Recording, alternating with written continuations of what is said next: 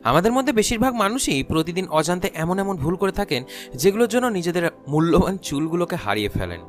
আপনি ছেলে হন বা মেয়ে হন, আপনাদের জীবনেও এই ভুলগুলো গ্যারেন্টি আপনারা করে থাকেন, যার ফলে অল্প বয়সেই আপনাদের সমস্ত চুলগুলো ঝরতে থাকে এবং বিভিন্ন রকমের উপায় অবলম্বন করেন যাতে চুল পড়ে যাওয়ার সমস্যা থেকে আপনারা মুক্তি পান। আজকের এই ভিডিওতে এমন 5টা ভুলের কথা আমরা দেখব বন্ধুরা, যে ভুলগুলো আপনি প্রতিনিয়ত করে চলেছেন হয়তো, এবং তার কারণেই চুল পড়ে যাওয়ার সমস্যাটা আপনাদের প্রবল হচ্ছে দিনে দিনে। শুধু কি চুল পড়ে যাওয়া তাই নয়, চুল সাদা হয়ে যাওয়া, চুল রুক্ষ হয়ে যাওয়া, এছাড়াও মাথায় খুশকি, আরো অনেক রকমের সমস্যার সম্মুখীন কিন্তু আপনারা হন। তো চলুন এই ভিডিওতে দেখে নিই যে কি কি কাজ করবেন না যাতে আপনাদের চুল কালো হয়, ঘন হয় এবং লম্বা হয়। তবে বন্ধুরা, ছোট্ট একটা রিকোয়েস্ট, অবশ্যই যদি নতুন হন তাহলে চ্যানেলটিকে সাবস্ক্রাইব করতে ভুলবেন না, কারণ এই ধরনের ভিডিওগুলো আমি সবার আগে আপনাদের জন্য নিয়ে আসি। তো প্রথমেই যেটা বলতে হচ্ছে সেটা হচ্ছে অনেক বেশি ক্ষতিকর কেমিক্যালস। বন্ধুরা, আপনারা যে হেয়ার প্রোডাক্টসগুলো ব্যবহার করেন, সেটা শ্যাম্পু হোক, হেয়ার অয়েল হোক বা হেয়ার মাস্ক হোক, হেয়ার সিরাম হোক, যাই হোক, তার ইনগ্রেডিয়েন্ট লিস্টগুলোকে চেক করবেন।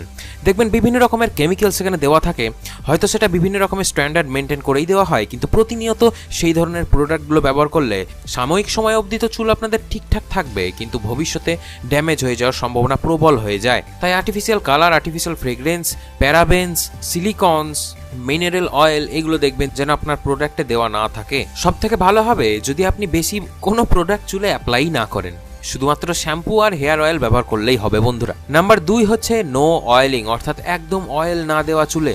এখনকার ইয়াং জেনারেশন, সেটা ছেলে হোক বা মেয়ে হোক, সকলেই চুলে তেল দিতে একদম পছন্দ করেন না, কারণ তেলযুক্ত চুল দেখতে একটু খারাপ লাগে বলে।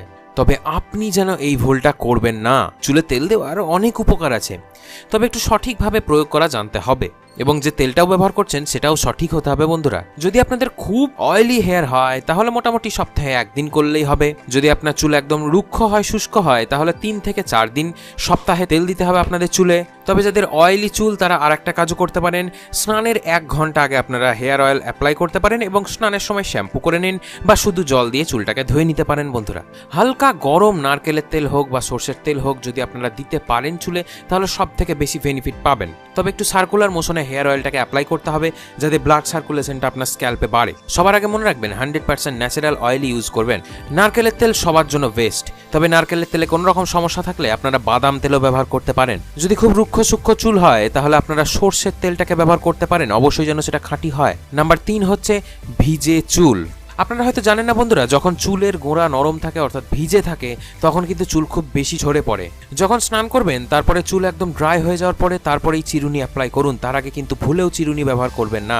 আপনি যদি ভিজে চুলটাকে আঁচড়ান তাহলে আপনার বেশিরভাগ চুলই কিন্তু সেই সময়তেই ঝরে পড়ে যাবে, এবং খুব তাড়াতাড়ি শোকানোর জন্য জোরে জোরে গামছা বা তোয়ালে ঘষবেন না চুলে, বরঞ্চ হাওয়াতে শোকানোর চেষ্টা করুন এবং হালকাভাবে প্যাট ড্রাই করে নেন আপনার চুলটাকে। আর রাত্রিবেলা ভেজা চুলে একদম শোবেন না বন্ধুরা। নাম্বার 4 হচ্ছে এক্সেসিভ হিট, অর্থাৎ খুব বেশি পরিমাণে হিট দেওয়া।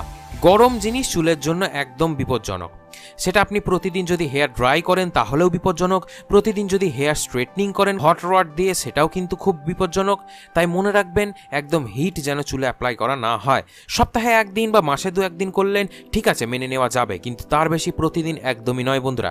অনেকে স্নানের পরে প্রতিদিন হেয়ার ড্রায়ার অ্যাপ্লাই করেন, কিন্তু না, সেটা করবেন না। নর্মাল হাওয়াতে চুলটাকে শুকিয়ে নেওয়ার চেষ্টা করুন, হয়তো একটু দেরি হবে কিন্তু চুলের ক্ষতি বন্ধুরা একদমই হবে না। আর একটা ব্যাপার হচ্ছে খালি মাথায় একদম রোদে যাবেন না। অনেকক্ষণ অবধি যদি ডাইরেক্ট সানলাইটে থাকেন তাহলে চুলের কিন্তু 12টা বেজে যায়। তাই চুলে সবসময় একটা প্রোটেকশন দিয়ে তারপর রোদে যাওয়ার চেষ্টা করবেন। খালি মাথায় বেশিক্ষণ সূর্যের নিচে থাকবেন না। এছাড়াও গরম জলও ডাইরেক্ট মাথায় দেবেন না। হালকা গরম জল দিতে পারেন, কোনো অসুবিধা নেই, কিন্তু যখনই দেখবেন যে সেই গরম জলটা স্পর্শ করতে পাচ্ছেন না বা একটু অধিক গরম, তখন সেটা যেন মাথায় ভুলেও দেবেন না। তাই চুলে সবসময় ঠান্ডা জল দেবেন। এবার নাম্বার 5 হচ্ছে স্ট্রেস, অর্থাৎ চিন্তা। হাই স্ট্রেস হবে তার মানে কর্টিসলের পরিমাণটা বেড়ে যাবে, এবং কর্টিসলের পরিমাণ বাড়লে হেয়ার ফল হবে। তাই যত চাপ নেবেন জীবনে তত চুল পড়ে যাবে বেশি।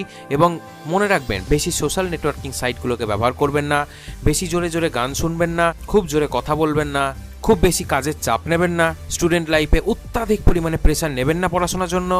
এছাড়াও বিভিন্ন ইমোশনাল চাপগুলোকে এড়িয়ে চলাটাই ভালো বন্ধুরা। নিজেকে একটু সময় দিন, একটু বাইরে ঘুরতে যান, একটু ন্যাচারালভাবে জীবনযাপন করুন, খোলামেলা হাওয়াতে ঘুরে বেড়ান এবং ভোরবেলা বা সকালবেলা একটু মর্নিং ওয়াকে বা জগিংয়ে যান, তাহলে দেখবেন 70% স্ট্রেস আপনাদের জীবন থেকে চলে গেছে। এই 5টা কারণ যদি আপনারা অ্যাভয়েড করতে পারেন এবং এই জিনিসগুলোকে যদি একদমই জীবন থেকে বাদ দিয়ে দেন, তাহলে কিন্তু দেখবেন শুধুমাত্র চুলই নয়, আপনাদের শরীরের বিভিন্ন রকমের উপকার হচ্ছে এবং আপনাদের চুলের হেলথ তো অবশ্যই ঠিক থাকবে। বন্ধুরা, যদি কোনো রকম প্রশ্ন থাকে তাহলে এখনই আমাকে জিজ্ঞাসা করে নিন। আর আপনার পার্সোনালি কোন সমস্যা আছে চুল পড়ার জন্য সেটা আমাকে এখনই কমেন্ট সেকশনে কমেন্ট করে জানান। পরবর্তী সময়ে ভিডিওতে সেগুলো বলার চেষ্টা করব অবশ্যই। এরপরের ভিডিওতে আমি আপনাদেরকে বলবো যে কী কী ভালো গুণ আপনাদের মধ্যে নিয়ে আসতে হবে চুল পড়া কমানোর জন্য। আমাকে এই ভিডিওতে আজকের মতো বিদায় দিন, আমি আসছি আবার পরের ভিডিওতে। ততদিন অবশ্যই সকলে খুব ভালো থাকুন, খুব সুস্থ থাকুন এবং সকল ভিডিওগুলোকে মন দিয়ে বন্ধুরা দেখতে ভুলবেন না।